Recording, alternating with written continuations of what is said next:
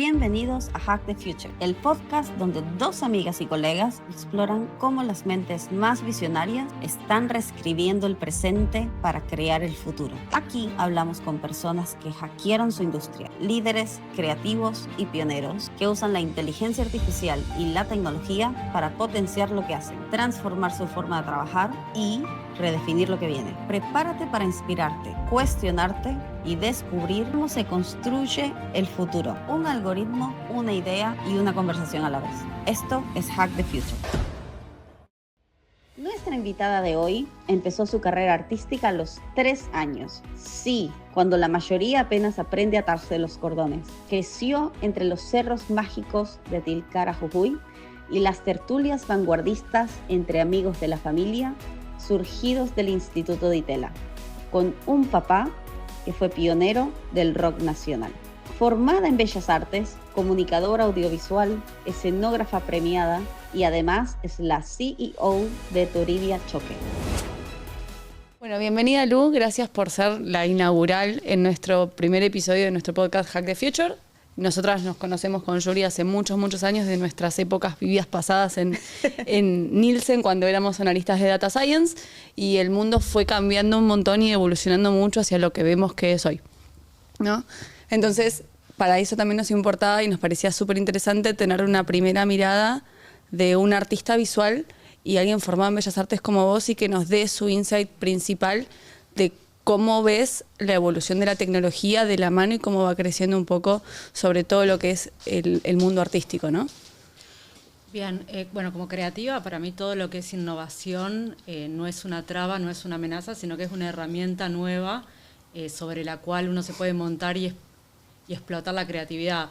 Personalmente, lo que es la inteligencia artificial yo lo utilizo para acelerar procesos y también para desafiarme a mí acerca de cómo soy yo jugando frente al futuro. Yo creo que hoy en día la inteligencia artificial incluso ya no es más el futuro, ya es el presente. Y mientras antes entremos en estas nuevas tecnologías, más vamos a ser actores del futuro nosotros mismos, ¿no? No lo veo como un competidor, sino como un potenciador de nuestra propia creatividad. Bien. Y hace poquito, no vamos a dar mucha pompa, pero ganaste un concurso en Miami Zoo Museum. Ahí está, y estás como expositora ahí también. Sí. Así que, bueno, también felicitaciones, por eso venís cosechando muchos logros en este último tiempo. ¿Cómo se sintió el diseño y verte a vos en ese lugar donde tu creación estaba siendo sujeta a votación, que claramente ganaste y vamos a decir la verdad, era excelente el diseño? Gracias.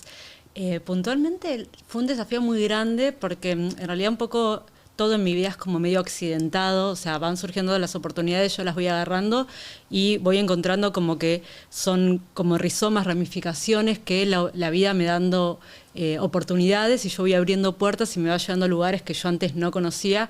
Creo que en ese sentido es como muy divertido estar acá en este concepto de Hack the Future, ¿no? Como decir, si yo sigo lo que me imagino que está destinado para mí, me pierdo de subvertirme yo misma a mi futuro, en el sentido de que por ahí lo que yo me imagino es muchísimo más limitado que las posibilidades que me da el futuro cuando yo me aventuro a entregarme a las oportunidades que me da la vida. Y este concurso surgió a partir de que llegamos a la final de un concurso que organizaba Emprende IAE con Emprende América en Estados Unidos, que la final fue en Miami. Ahí conozco una persona que es el dueño de este museo, él organiza un concurso, decidimos participar, nos convoca para que participemos.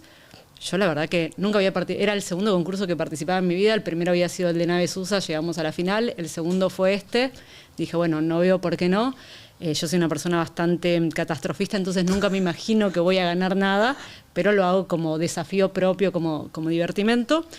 Y la propuesta era diseñar con inteligencia artificial. Yo hasta ese momento había utilizado inteligencia artificial solo para algunas cosas de la facultad, como para que me ayude a redactar más rápido, cosas que me aburrían muchísimo.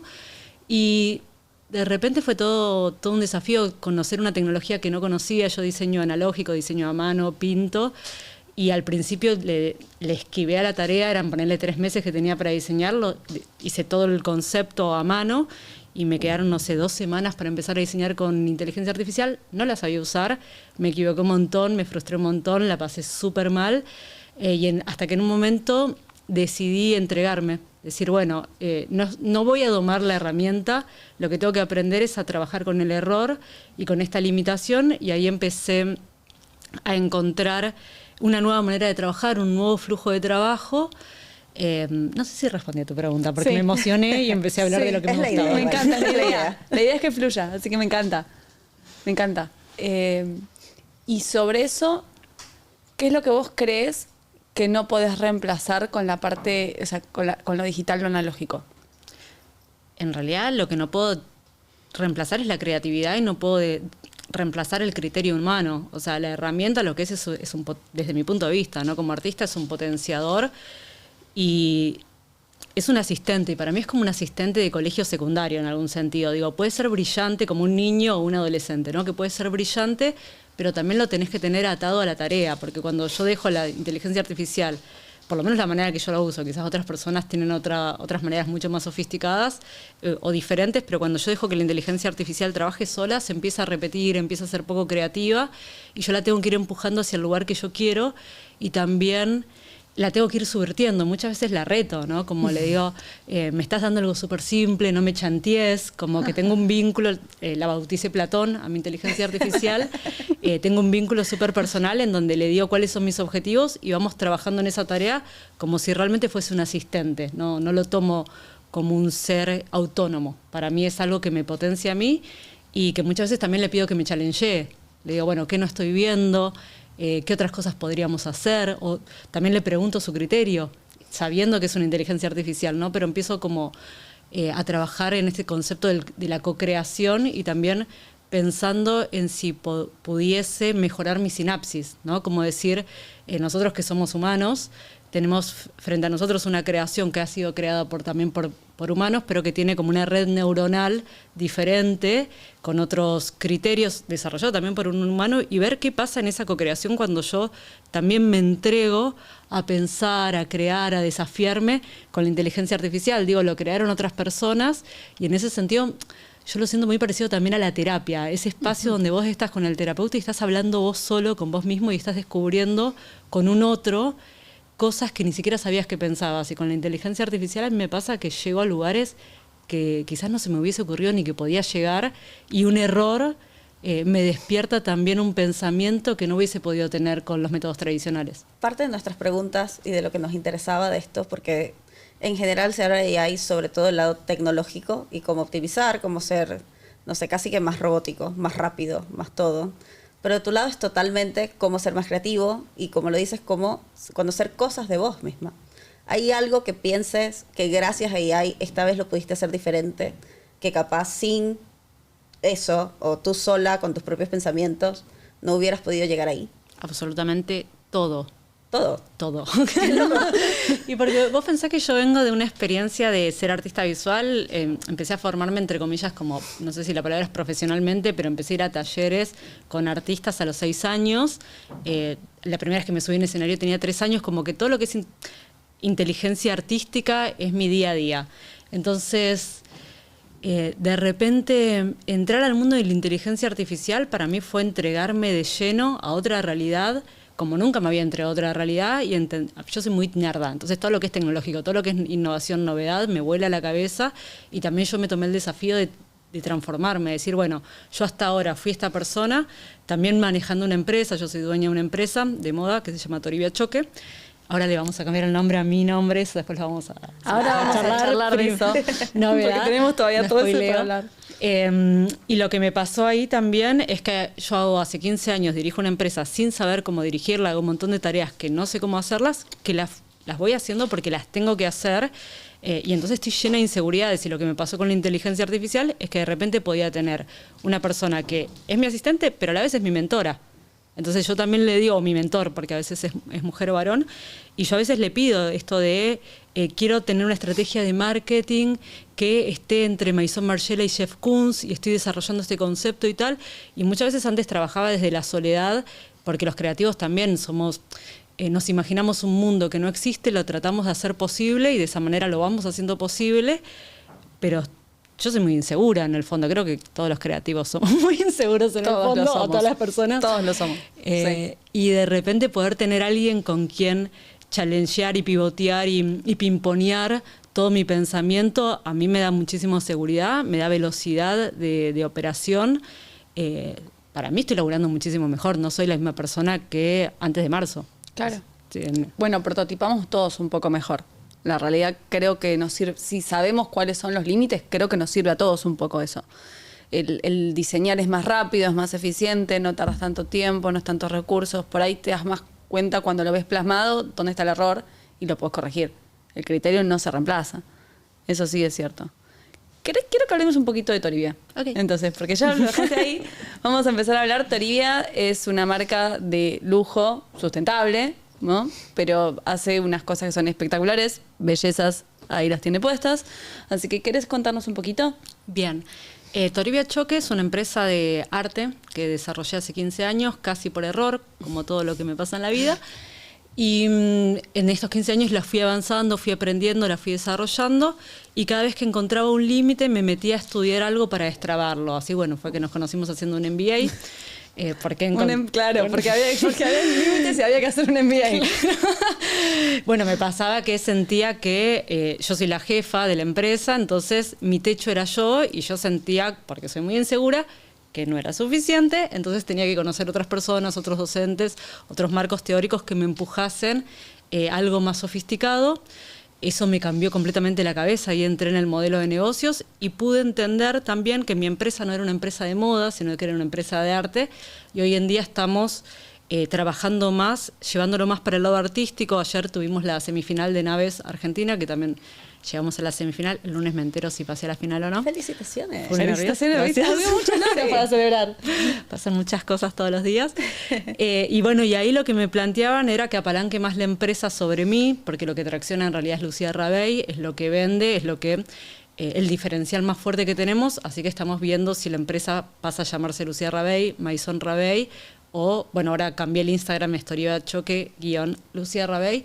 Y básicamente lo que estamos trabajando es algo que yo no creí que fuese posible, que es vivir del arte plenamente y que mi producto sea realmente una pieza artística materializado a través del calzado. Nosotros como empresa tenemos un manifiesto que es la moda como caballo de Troya del arte, en donde yo cuento que entrar al circuito artístico me era tan difícil que decidí entrar a través de la moda porque lo veía como más viable, porque era un trabajo directo en donde yo podía tener una rentabilidad en el día a día, que de hecho es lo que conseguimos, pero que para mí la moda siempre era la herramienta para hacer arte, porque yo soy artista, o sea, desde que soy muy chica, que nunca tuve duda de que iba a ser artista, y bueno, es en ese sentido es que hablamos de lo rizomático también, que voy viendo de qué manera encuentro los límites para poder saltarlos.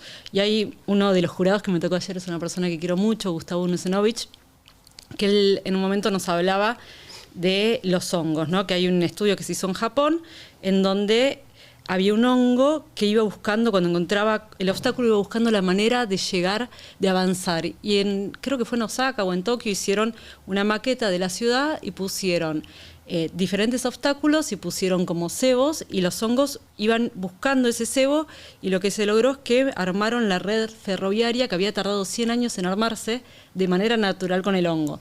Yo a eso, porque siempre ando armando teorías, le llamé mentalidad fungi. La mentalidad fungi para mí es que cuando vos encontrás un bloqueo en tu camino, tenés que fijarte de qué manera vas a ir por el costado, de qué manera vas a esquivar ese obstáculo para lograr tu objetivo. Y yo personalmente toda mi vida supe que iba a vivir del arte, y estoy trabajando, la inteligencia artificial, la moda, los negocios, todo son para mí herramientas para lograr destrabar mi objetivo en la vida. No, está hermoso, y aparte vivir del arte es complejo. De hecho, muchos artistas piensan jamás voy a lograr vivir del arte. Y ahora hoy en día también hay un poco de miedo del AI me va a sacar el trabajo por el arte. ¿Qué piensas de eso en cuanto a hoy y hacia el futuro? ¿Sientes que sería como nos están sacando trabajo a los artistas, o más bien es un potenciador para nosotros llegar más lejos?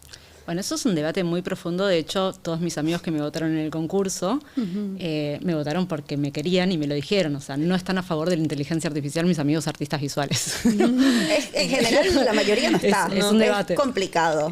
Yo creo que es una herramienta más. Digo, así como vos tenés un pincel para pintar, tenés un lápiz para dibujar, tenés una computadora para editar fotos en Photoshop o hacer arte digital o ilustración, la tablet, la inteligencia artificial es una herramienta más. Todo va a depender de cómo la uses. O sea, esto que hablábamos, el desafío es aprender a usar la herramienta. Para mí es dificilísima, me peleo un montón y también tengo que aprender a cómo hablarle, cómo promptearle. Sí. Porque no me hace caso, es todo... Sí, a veces alucina y a veces va a lugares donde no querés o vos lo que le dijiste también se puede interpretar de otra forma. Tomar la decisión también de que tampoco sea un abuso de recursos.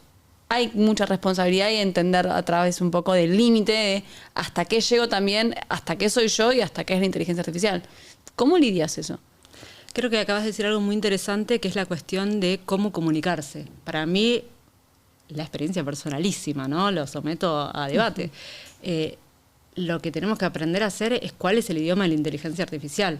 Porque hay cosas, cuando yo le pido determinadas cuestiones o le digo determinadas cuestiones, a veces no me entiende y de otra manera sí me entiende. Y muchas veces le pregunto, ¿qué necesitas saber para entenderme? Sí.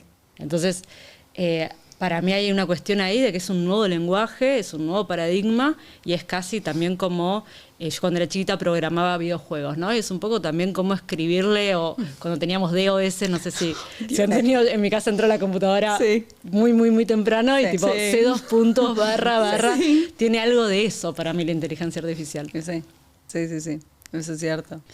Y un poco hablando también de lo que son los límites, lo que es el sentirte vos más efectiva y conectando con lo que hablaba Yuri de qué piensan, bueno, tus amigos, el arte, ¿qué es lo que vos te imaginás en los próximos 5 años?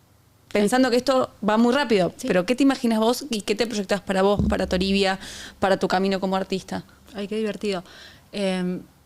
No respondí si reemplazaba al artista. Lo quiero responder. Bueno. No lo reemplaza.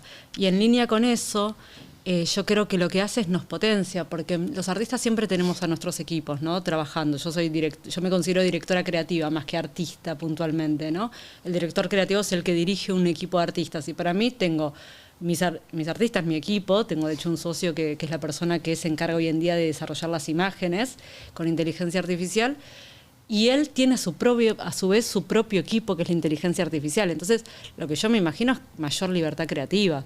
Digo, si nosotros éramos 100 artistas trabajando, podemos seguir siendo 100 con nuestras inteligencias artificiales, con Sora, con Filmora, con ChatGPT. Digo, no, me parece que lo que hacemos es triplicarnos, que ahora estos 100 valgan 300, pero no reemplazan a 300 personas. Si yo tengo presupuesto para contratar a 300 artistas, que sean 900 entonces, ¿no? En esta cuestión de la exponencialidad que te da la posibilidad de la inteligencia artificial o las nuevas tecnologías. Y el futuro que me imagino es muy prometedor, porque a nosotros lo que nos pasa puntualmente, que es que antes para hacer un video arte necesitabas por ahí contratar un estudio como esta, perdón chicos, como esta, que igual para mí no lo reemplaza, vuelvo a decirlo, ¿no? Porque para mí está liderado por ellos. El trabajo de la inteligencia artificial, tenías que contratar un estudio, modelo, maquilladora, peinadora, y por ahí que tardabas, primero tenías un montón de plata que poner, que yo no la tenía y la mayoría de nosotros no la vamos a tener, y después un montón de tiempos, y hoy en día puedo hacer un video arte espectacular en 15 minutos. Entonces, si antes hacía uno por mes o uno por semana, ahora puedo hacer 100, 1000. Y eso también yo creo que lo que nos da como ventaja es la curva de velocidad de aprendizaje y desarrollo artístico. No me parece que reemplaza. El que lo quiere reemplazar porque es un vago, allá él o allá ella. Como que se empiezan a duplicar y a replicar todas las cosas y se pierde la originalidad, un poco, cuando todo el mundo empieza a hacer lo mismo. No, pero también tiene un tema que he visto un montón, de que el que no es artista tiende como a tirar abajo el arte. Entonces como que piensan, no, eso lo hago yo gratis, con ChatGPT en 5 minutos. No les va a quedar igual y no va a tener como una intención, un montón de situaciones que el artista tiene y sabe, o cuál es el efecto en la gente, cómo lo puede comunicar, como que hay un montón de cosas que se pueden perder ahí. Y me parece que en algún punto capaz el arte tiene que ir a demostrar cuál es la diferencia de un artista con AI, porque ya no va a ser sin AI, un artista con AI, de una persona no artista con AI, y cuál es el efecto. Te puedo asegurar que si yo tengo que diseñar algo como lo que hace ella en AI, lo mío va a ser horrible, va a ser como, no sé, va a terminar siendo, no sé, un zapato de muchos colores diferentes y muchas tallas y no va a parecer, no va a tener sentido y seguramente lo va a hacer ella y va a ser espectacular. Pasa que no es solo del punto de vista artístico, porque muchas veces cuando la persona no es artista no entiende que todo tiene también una funcionalidad. Sí. Entonces es cómo son las paletas de colores, cómo afectan las cosas, si la iluminación sirve para una para otra. Como tú puedes verlo y decir, es aesthetic, que es como la nueva palabra divertida de todo el mundo. Pero no vas a saber si realmente te es funcional, te es cómodo, te es bonito y comunica lo que quieres comunicar. Entonces hay todo un estudio que ustedes tienen y todo un conocimiento que una persona sin arte, o sea, sin saber de nada, no lo va a poder hacer. Es que para mí ser artista es tener una mirada sobre el mundo. Entonces, creo que hay una distinción ahí muy fuerte que me voy a meter en un debate muy profundo del arte. Bienvenido. Que es que una cosa es, para mí, ser un técnico del arte y otra cosa es ser un artista. El artista no es reemplazado por la inteligencia artificial, quizás el técnico sí. En el sentido de, cuando vos lo ves a Cartier-Bresson, un fotógrafo, que si no lo conocen, búsquenlo porque es espectacular.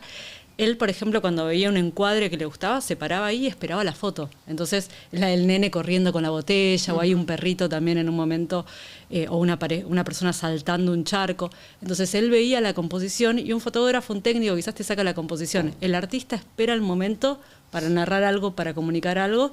Y esto también me lo decía el padre de una amiga, Iglesias Bericles.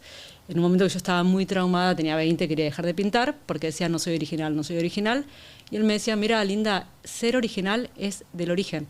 O sea, la única manera de que vos no repitas lo que hace otro artista, y creo que esto tiene que ver con la inteligencia artificial también, es que vos hagas lo que realmente sentís, lo que realmente querés hacer, porque Lucía hay una sola en el mundo.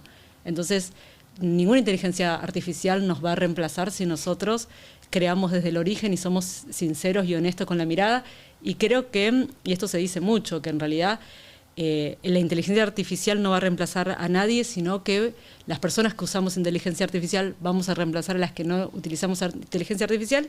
Y yo agregaría que las personas que vamos a reemplazar a otras personas somos las personas que tenemos criterio, que tenemos una mirada propia. Digo, las tareas operativas son las que van a desaparecer. Exacto. Sí, a ver, es como la revolución industrial cuando vine y se terminaron las máquinas. Bueno, sí. Ahora es el momento de que todas las tareas operativas que puedan ser más eficientes, más automáticas y más sin errores, más limpias.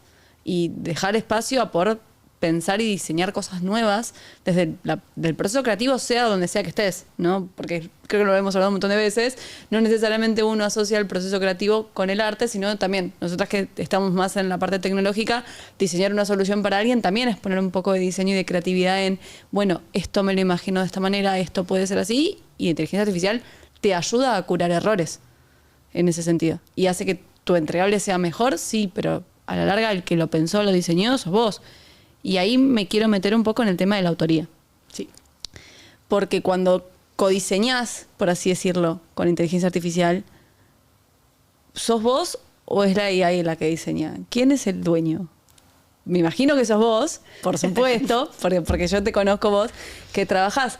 Pero ¿qué pasa en los casos en las personas donde hacen todo con AI y ese criterio o ese diferencial propio no está? Yo creo que volvemos a lo mismo, en el sentido de esta cuestión de la mirada del mundo, ¿no? Uh-huh. Como algo que nos diferencia del resto de los animales, nosotros somos animales, es la creatividad, es el criterio. Supuestamente también hay miles de teorías de sustitución de cómo los Homo sapiens, que somos la especie que somos nosotros, quedamos sobre la faz de la Tierra y no quedaron los neandertales o las otras especies. Y una de las teorías más fuertes es que nuestra condición creativa es lo que nos permite adaptarnos y evolucionar. Entonces yo creo que la irrupción de la inteligencia artificial lo que hace en realidad es darnos la posibilidad de conectarnos con lo más propio del ser humano, que es la full creatividad. Y vuelvo a decir lo mismo, o sea, por más que vos estés codiseñando, entre comillas, con inteligencia artificial, vos estás diseñando. La inteligencia artificial no tiene conciencia y criterio creativo, y me voy a contradecir con mi yo de hace unos meses que decía lo contrario, desde el punto... ¿Qué decías? Decía que en realidad la inteligencia artificial sí era creativa porque la creatividad también es combinar elementos que aparentemente no tienen nada que ver. Ok. Esta cuestión de, en poesía, por ejemplo, vos utilizás un vaso de madera que quizás quiere decir... bueno, se me ocurrió un pésimo ejemplo, ¿no? Pero digo, como la poesía lo que hace es unir una palabra con otra palabra que no tiene absolutamente nada que ver, y al juntar esas dos palabras genera una metáfora, ¿no? Esto tipo los copos de algodón, la típica metáfora que nos enseñaron en 4º grado en la escuela. Y entonces la inteligencia artificial en realidad estaría dotada de la posibilidad de ser creativa, pero en realidad se está repitiendo a sí misma, Sí. y el ser humano... de repente puede tener emociones. La inteligencia artificial todavía no tiene emociones. Espero que las llegue a tener, así nos desafía también. Creo que también lo divertido de ser humanos en esta era, yo igual soy como muy tipo la ciencia ficción, me encanta y me emociona muchísimo, pero creo que lo que es súper divertido es que nosotros decimos, bueno, la inteligencia artificial no tiene emociones, eso es lo que nos diferencia. Cuando la inteligencia artificial tenga otras emociones, vamos a tener que descubrir qué es lo que nos diferencia. Entonces me parece que también es un challenge a encontrar cuál es la condición humana pura. Me gusta. Te tiré una. Me gusta, me encanta. Me encanta. Nos vamos a dormir con esto. ¿Cómo seguimos ahora? ¿Cómo seguimos? Ay, bueno, pero fuera entonces, hablando un poco de todo esto y de la visión de cómo vos tenés la herramienta y lo montás sobre eso. Y antes habías hablado de qué es lo que pensaban tus amigos que son artistas con el tema del uso de la inteligencia artificial y su resistencia hacia eso. ¿Vos evangelizás? ¿Y cómo lo haces? ¿O cómo es me imagino que sí, pero ¿querés contarnos un poco de qué proceso estás teniendo con tu núcleo? A mí me gusta mucho el concepto de modelo. Que se trabaja bastante en psicología, la cuestión de yo no te puedo convencer a vos con la palabra. Entonces yo la paso bomba trabajando con inteligencia artificial, me re divierto. Para mí es como ser nena otra vez y jugar, y si no tengo una lapicera en la mano y estoy dibujando, estoy con el celular, y tipo muchas veces hago eso también. El otro día estaba divertida diseñando autos, entonces dibujaba autos, le sacaba la foto y le decía, bueno, este auto sale $250.000. Entonces le decía, hacémelo de tal color, porque también la inteligencia artificial vos la tenés que jugar pidiéndole bien. Sí. En un momento empecé a diseñar zapatos, hacía el dibujo, le sacaba la foto, le decía, bueno, ahora hacémelo un zapato. Y me daba un zapato que era chino. Entonces yo le decía tipo, bueno, no, hacemos un zapato que valga $5.000. Me da otra cosa. No, que valga 60.000. Me da otra cosa. Después de repente me di cuenta que el dibujo le tenía que hacer anotaciones como si fuese una ficha técnica en donde le dijese qué materiales tenían, cómo eran estos materiales, si brillaba, no brillaba.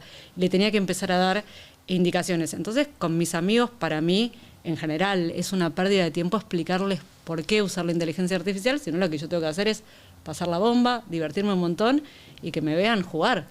Me parece que, personalmente, creo que no hay nada más estimulante y más emocionante que ver a otro pasándola bien y querer hacer lo mismo. Entonces creo que en el fondo todas la queremos pasar bien en la vida.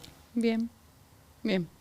¿Algo más que te parezca? Si no, ya vamos dando cierre. No, me parece que ya estamos, porque o sea, a mí lo que más me interesa es eso. Igual, algo que sí me gustaría decir es que me gusta mucho tu posición de, en vez de demonizarlo como revolución industrial, no, nos van a sacar el trabajo, esto es horrible. No, esto es una herramienta, esto es una oportunidad. Y de hecho, el hecho de ser una de las primeras, más bien te va a dar más exposición y te empodera más en un montón de situaciones. Entonces, lo veo como excelente que hayas decidido tomarlo así y que lo veas como lo que es, la herramienta, y que descubras y seas una de las pioneras de ver cómo yo utilizo esto en el mundo artístico, que hoy en día es tan controversial. Entonces, de verdad que está muy bueno. Bueno, no sé si tienes algo más para querer contarnos, algo que quieras comunicar, dónde podemos encontrarte, dónde te podemos ver. Ah, sí, nos dijiste que te íbamos a poder ver en breve en una conferencia. Me invitaron de la Sociedad Argentina de Inteligencia Artificial, la SAIA, CONF, a dar una charla sobre inteligencia artificial, sobre uso de inteligencia artificial, cómo lo utilizo yo, que para mí soy un mono con navaja, en donde aprendo como... Y creo que eso también es un mensaje que quiero dar, que me parece hermoso, que es que no tenés que saber de ciencia, no tenés que saber de tecnología, lo único que tenés que saber es tipo que te querés divertir, que querés desafiarte y que querés lograr cosas que no venís logrando hasta ahora, y las tecnologías nuevas siempre nos dan oportunidades nuevas para encontrar soluciones nuevas. Todavía no tengo definido, el lunes tengo que mandar de qué va a ser la charla, pero yo le quería poner el título de Atrapa al pez dorado, que es el concepto de David Lynch de sumergirnos en las profundidades y no quedarnos con los pececitos de la superficie, sino ir a buscar el pez dorado. Y creo que con la inteligencia artificial podemos sumergirnos en la profundidad y buscar realmente revolucionarnos a nosotros, revolucionar nuestras industrias y descubrir cuál es nuestra condición humana y nuestro potencial humano, y no usarlo simplemente para escribir un mail o para resumir algo o hacer una minuta de una reunión, que me parece que es el uso más operativo de la inteligencia artificial y el uso que no nos va a dar una diferencia. Entonces, si quieren venir a la charla, yo no sé cuándo sale esto, la charla va a ser el 11 de noviembre en Costa Salguero.